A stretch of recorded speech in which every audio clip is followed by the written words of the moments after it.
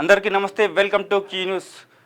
Andhra Pradesh deputy CM Pawan Kalyan సనాతన ధర్మంపై అనుచిత వ్యాఖ్యలు చేస్తే ఊరుకోబోనని చెప్పేసి ఆయన తీవ్రంగా ఘాటుగానే సమాధానం ఇచ్చారు.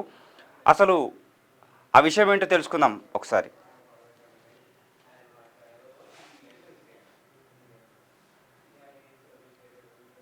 సనాతన ధర్మాన్ని అవమానిస్తే సహించం పవన్ కళ్యాణ్.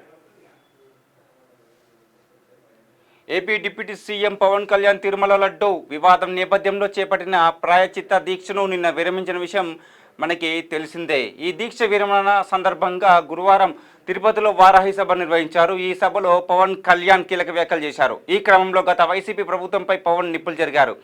11 సీట్లకు ఆ భగవంతుడు కుదించిన బుద్ధి రాలేదు అన్నారు. హిందువుగా సనాతన ధర్మాన్ని ఆరాధిస్తా అని పవన్ కళ్యాణ్ తెలిపారు. ఏదైతే వైసీపీ పార్టీ 11 సీట్లు రావడం పట్ల పవన్ కళ్యాణ్ కొన్ని వ్యాఖ్యలు చేసిరు. సనాతన ధర్మాన్ని చాలా కించపరిచి మాట్లాడుతున్నారు.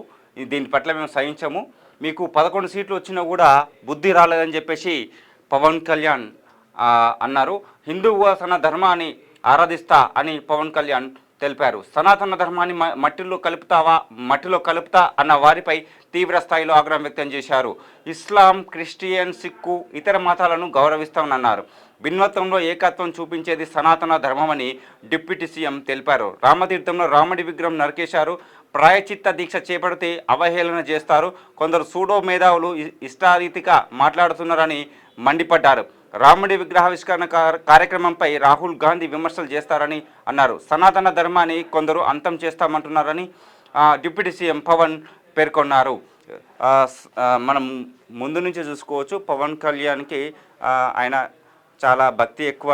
పవన్ కళ్యాణ్కి ఎన్నో దీక్షలు, హోమాలు ఆయన చేస్తూ ఉంటారు. అయితే సనాతన ధర్మం గురించి మాత్రము అనుచిత వ్యాఖ్యలు చేసిన, చిన్న చూపు చేసిన, దాని గురించి చెడుగా మాట్లాడినా ఊరుకోబోనని చెప్పేసి సనాతన ధర్మం పట్ల ఎవరైనా సరే గౌరవంగా ఉండాలని చెప్పేసి పవన్ కళ్యాణ్ చెప్పడం జరుగుతుంది. ఇక్కడ చూసుకోవచ్చు, వైసీపీ నేతలు వైసీపీకి 11 సీట్లకు ఆ భగవంతుడు కుదించిన బుద్ధి రాలేదు అనే మాట కూడా ఇక్కడ పవన్ కళ్యాణ్ అన్నారు. ఈ మాట ఎందుకన్నారంటే, మీరు ఆ విధంగా మాట్లాడుతున్నారు కాబట్టి భగవంతుడు మీకు 11 సీట్లు మాత్రమే ఇప్పించాడని చెప్పేసి పవన్ కళ్యాణ్ ఉద్దేశంగా మనకి కనబడుతుంది. హిందువుగా సనాతన ధర్మాన్ని ఆరాధిస్తా, ఏదైతే హిందూ ధర్మం ఉందో, సనాతన ధర్మం ఏదైతే ఉందో దాన్ని నేను ఖచ్చితంగా ఆరాధిస్తాను.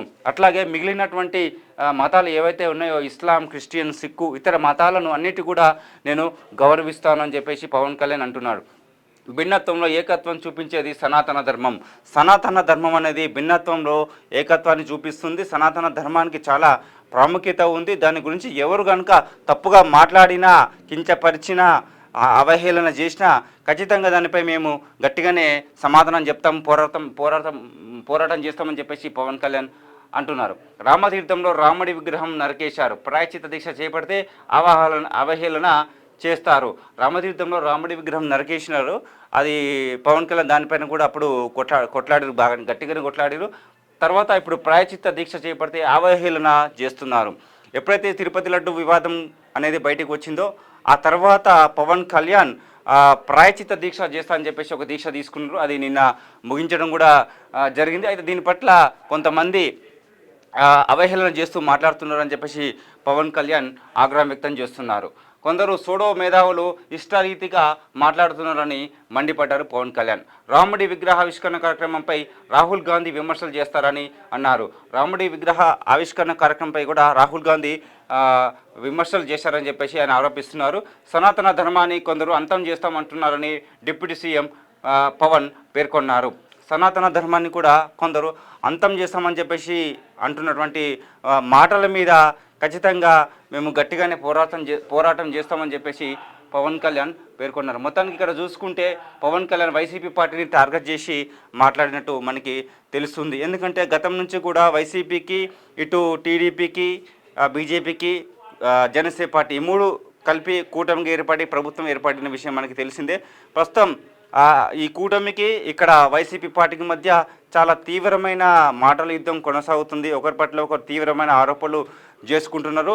మరోపక్క ఇందులో సనాతన ధర్మం పట్ల చూసుకుంటే పవన్ కళ్యాణ్ సనాతన ధర్మానికి సంబంధించినటువంటి విషయంలో కనుక ఆ విషయంలో తప్పుగా మాట్లాడితే మాత్రం ఖచ్చితంగా ఊరుకునే పరిస్థితి లేదు అని చెప్పేసి పవన్ కళ్యాణ్ అంటున్నారు.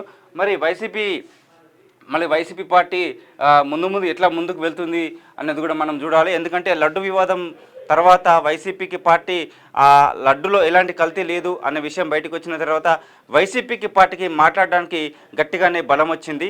మరి ప్రస్తుతం పవన్ కళ్యాణ్ ఈ ముందు ఇంకా ఎట్లా ముందుకు వెళ్తారని చెప్పేసి కూడా మనం వేచి చూద్దాం. నెక్స్ట్ మరొక టాపిక్తో మళ్ళీ కలుద్దాం. నమస్తే. క్యూ న్యూస్ ఛానల్లో పనిచేయటకు అనుభవం గల సీనియర్ డిజిటల్ మార్కెటింగ్ వారు కావాలను సంప్రదించవలసిన లైక్ చేయండి,